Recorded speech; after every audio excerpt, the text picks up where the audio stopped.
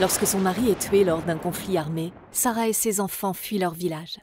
Quand elle retourne enfin chez elle, son beau-frère essaie de vendre sa maison. En tant qu'unique héritier de son frère, il revendique la propriété. Mais Sarah sait qu'elle et son défunt mari étaient copropriétaires de la maison. Elle a peur, mais elle est déterminée à retrouver l'accès à sa maison familiale. Elle s'adresse au chef traditionnel qui accepte d'organiser une médiation. Le beau-frère est informé des droits de Sarah et il doit restituer les biens. Grâce au soutien des leaders communautaires, Sarah ne doit pas aller en justice, elle peut maintenir de bonnes relations avec sa belle famille. Elle peut désormais se concentrer sur sa famille et la reconstruction de sa vie.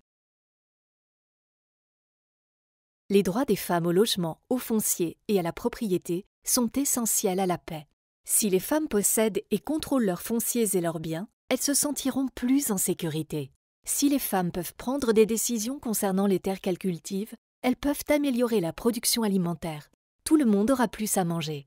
Si les femmes sont plus autonomes, elles joueront un plus grand rôle dans leur communauté et dans la société en général. Elles pourront aider à trouver des solutions aux conflits. La violence sera moins susceptible d'éclater. 3 aspects sont essentiels.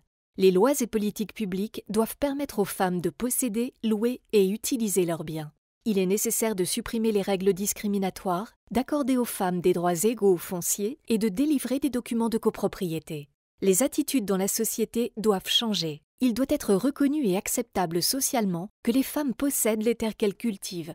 Les leaders communautaires doivent savoir qu'il ne s'agit pas d'une menace, mais d'un bénéfice pour tous. Ils doivent devenir des champions de l'autonomisation. Les femmes devraient être autonomes et responsables. Cela nécessite de l'éducation et de la sensibilisation. Les femmes doivent connaître leurs droits et être en mesure de les exiger.